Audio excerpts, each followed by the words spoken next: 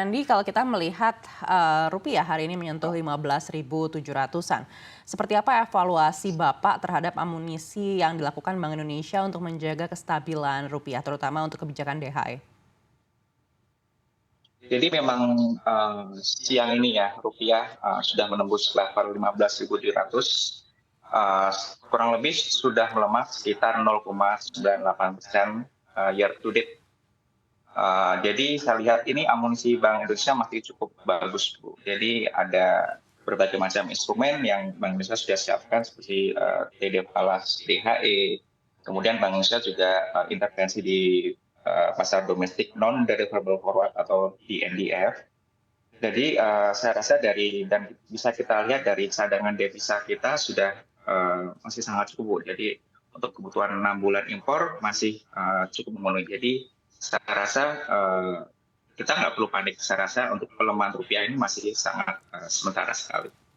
Jadi cadangan devisa kita sebesar 134,9 miliar dolar per September 2024, dan walaupun turun tapi ini masih sangat cukup, Bu, untuk stabilisasi nilai tukar rupiah.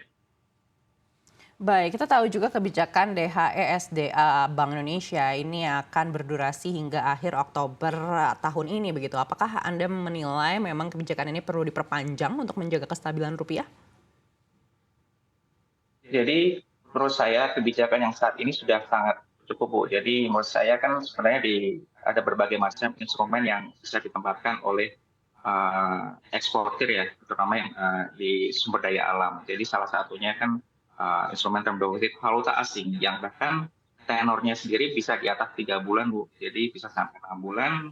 Kemudian juga ada alternatif lain jika nasabah butuh rupiah bisa masuk ke instrumen swap lindung nilai juga, Bu, dan juga bisa masuk ke deposito falas di perbankan. Jadi saya rasa instrumen yang saat ini sudah sangat cukup, Bu. Jadi dan menurut saya sudah sangat menarik sekali, Bu. Suku bunganya saya lihat sudah di atas 5%. Jadi ini alternatif investasi penempatan dana juga bagi ekspor SDA, Bu, yang punya kewajiban untuk menempatkan dana 30% dari devisa hasil ekspornya yang baru. Baik. Kalau melihat secara sektornya, apakah menurut Bapak ini perlu diperluas atau lebih baik memang konsentrasi di sektor SDA saja? Menurut saya perlu diperluas, Bu. Jadi kalau kita lihat dari data ekspor terakhir, Bu, yang tahun 2023 kurang lebih 22 miliar dolar. Dan kita bisa lihat bahwa ada sektor yang sektor pengolahannya, Bu, ya, itu mencapai 16,33 miliar dolar. Saya rasa bisa ekspor untuk yang di luar non SDA-nya, Bu, terutama di sektor pengolahan yang non SDA. Baik, dan untuk jumlah insentifnya ini apakah menurut Bapak juga ada yang harus ditambah untuk kebijakan DHE ini? Untuk insentifnya menurut saya sudah sangat cukup, Bu. Saya rasa yang saya amati, Bu, ya, dari nasabah sebenarnya belum 100% efektif ya, Bu, ya. Jadi rata-rata nasabah masih masuk ke TD Falas DHE. Sedangkan di beberapa instrumen yang lain seperti swap lindung nilai dan itu masih belum bisa diekspor, masih belum terlalu banyak diekspor juga, Bu. Jadi saya rasa instrumen yang sekarang ini sudah sangat mencukupi, namun bisa ditingkatkan lagi. Mungkin karena aturannya masih baru, Bu, ya. Jadi mungkin dari sisi nasabah masih akan berusaha mengekspor lagi, Bu, ya. Jadi karena aturannya kan juga masih baru. Baik, selain kebijakan DHE ini apakah ada kebijakan lain yang menurut Bapak ini penting untuk para nasabah-nasabah yang Bapak jumpai di lapangan begitu, atau mungkin ada insentif yang bisa dilakukan lagi bagi para nasabah ini?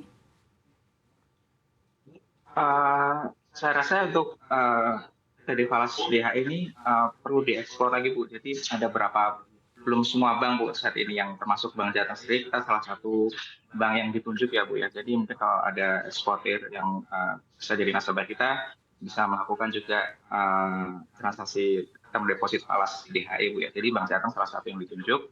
Jadi kita juga sudah siapkan juga, Bu, berapa produk kayak kita nasabah bisa melakukan transaksi domestik non deliverable forward, Bu. Jadi ada beberapa transaksi di NDF non USD ADR yang bisa kita tawarkan juga, Bu.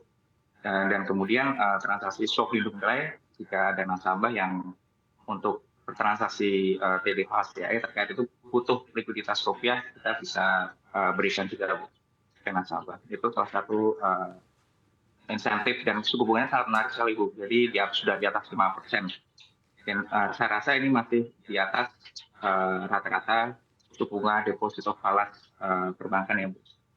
Baik, Pak Nandi, kalau kita lihat selisih atau gap antara US Treasury dan juga SBN 10 tahun ini semakin tipis dan juga menyebabkan capital outflow yang juga mungkin menjadi salah satu faktor kenapa rupiah bisa mencapai 15.700 di hari ini begitu. Apakah Bapak melihat mungkin amunisi yang dilakukan Bank Indonesia ini harus diperbanyak lagi, entah itu instrumennya atau kebijakannya, agar bisa menjaga rupiah agar lebih kuat? Saya rasa Bu, instrumen saat ini sudah sangat baik Bu. Namun kita bisa melihat di blueprint pendalaman pasar uang Bank Indonesia Bu. Ada beberapa instrumen derivatif ya Bu ya yang bisa dikembangkan. Kita bisa lihat bahwa kalau kita bandingkan di pasar Indonesia sendiri untuk transaksi cash ya Bu, atau supermarket itu kurang lebih 56,5%, sedangkan transaksi lindung nilainya itu masih relatif rendah.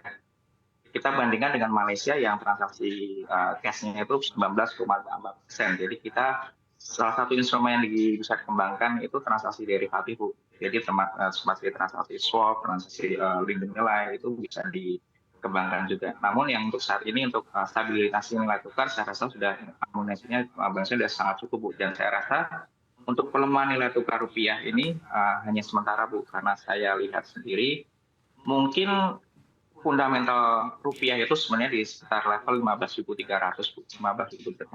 Jadi saat ini menurut saya pelemahan rupiah hanya sementara.